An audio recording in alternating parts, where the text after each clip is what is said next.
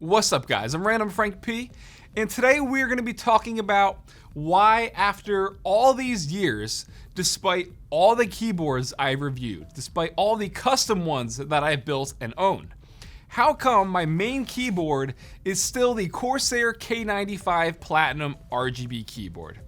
There are numerous better options out there, yes. So why do I still use this keyboard as my main since it released over 3 years ago in January of 2017. Figured I'd tell you why I'm using it for now. So I've reviewed this keyboard. You can check out my dedicated review from 3+ years ago, as well as the 2020 refresh of the K95 Platinum XT. But this one is the exact model that I got, and it's still been my main keyboard the past 3+ years. So again, this is not gonna be a review. You can check those videos out. So we'll break this video down into 2 segments really. Why I like it and continue to use it, and also what I don't like about it and why I eventually will be upgrading and changing.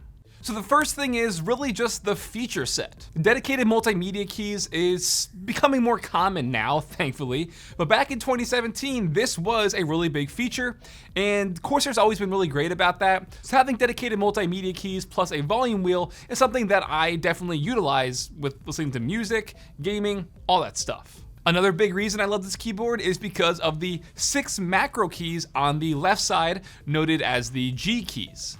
Now, while many other keyboards out there can be reprogrammed so that any key is a macro, this one included as well, having dedicated macro keys is great for things like toggling NVIDIA Shadow Play, toggling things to bring up certain apps when I need them. Just having those buttons right there that could do something that I need, the press of a button, is great without having to go into software and reprogram other keys that I might need to use. The third reason, which is probably the most important to me, is the USB pass-through on the backside.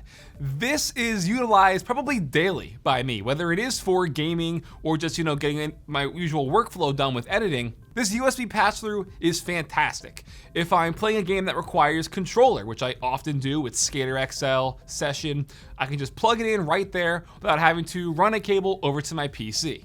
For other things like, wireless dongles, plug it right in there. Even something else to add to the desktop, like a Stream Deck or the Loop Deck. These are 2 things that I still use very, very frequently, again, pretty much daily, for video editing that I could just plug in right into the keyboard and not have to worry about running any other cables throughout the desktop. It's all contained right here. The 4th reason, cherry speed switches, which this keyboard has. And they do take a while to get used to, especially when it comes to typing. I made a lot of typos in the beginning, but again, for gaming, since this keyboard is at my main desk setup where I do both gaming and video editing, after using the speed switches for 3+ years, it's definitely a noticeable difference when I'm using something else. And I know it kind of sounds like BS, but it's true. With the name speed switch, obviously they're faster. They have an actuation point of 1.2 millimeters, which does make these the fastest cherry switch on the market. And that is 40% faster than other cherry switches. When you think about it for gaming, what it comes down to is the fact that you're using a switch that is 40% faster, odds are, than the competitor you're playing against online. So I'm not gonna say it gives you a competitive advantage or anything like that, because when you think about it, there's other factors at play. Ping, latency, input lag for your peripherals and monitor, refresh rate, just internet speeds, all that stuff is gonna, be more, I think, important than a switch when you're playing against someone else online. But after getting used to it and using it, I can definitely tell a difference when I'm gaming, and I love a smooth linear switch. These are that, they're fast. And trust me, I've tried numerous different switches. I still gravitate more towards the linears. It's just really hard to adjust to anything else full time. Then the 5th thing, which really isn't a big deal, but it's a nice added bonus, and that is just the crazy amount of RGB and customization that this keyboard allows for, including this light strip up top. And yes, I obviously have those double shot PBT keycaps on here to really, accentuate the lighting and make it shine more. These aren't stock, I picked these up, you're probably familiar with them. I'll put them down below if you're not familiar with these keycaps. But the RGB is nice, even though I usually keep it either this teal color or a white color. But it's not all peaches and rainbows and butterflies.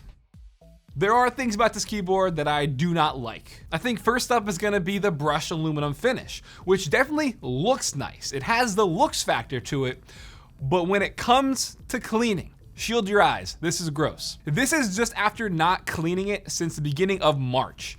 So what, 2 months? And you can see just all the buildup of dog hair. If you have a pet, I'm sure you're very familiar with having pet hair in your keyboard. It's just naturally in the air. All the dust, everything that's just in the air, when it settles on this keyboard, builds up in between those fine lines of the brushed aluminum finish. So it looks really great, but you're gonna have to keep this thing clean constantly unless you're okay with just a grody, nasty looking keyboard. Again, I clean this thing, I try to do it monthly. I haven't done it since I said March, and you can just see how nasty it looks. So that's the first thing I'm not really a big fan of. And while we're here, I guess we could also throw in build quality. Again, brushed aluminum top, all plastic casing and body underneath. That's not a huge deal because a lot of these mass-produced keyboards from these gaming companies are gonna be plastic.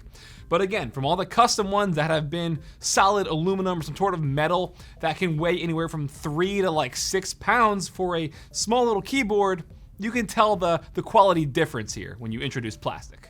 The second thing is, over the years, I've definitely more gravitated towards the TKL layout over the full size like we have here.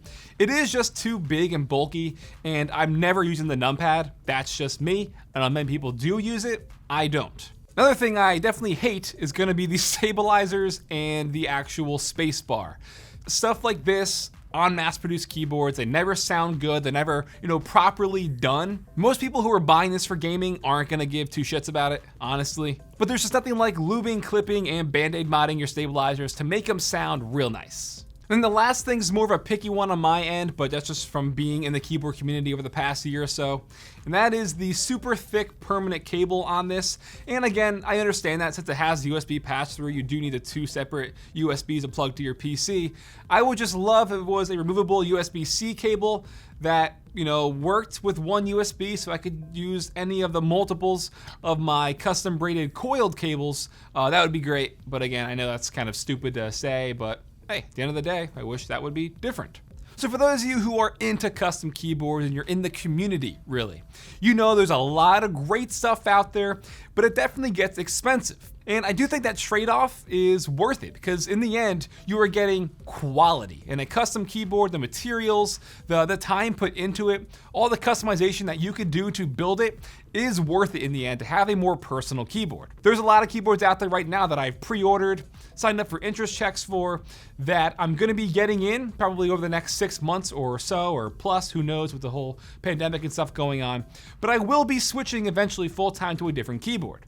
So I know after everything I said, after all the questions that I got, it's why I made this video, to let you know why I still use this, but I hinted in the beginning, I'm using this for now. I will be swapping it out, and I'm gonna have to make a few sacrifices. A lot of the features aren't gonna be available on those custom keyboards.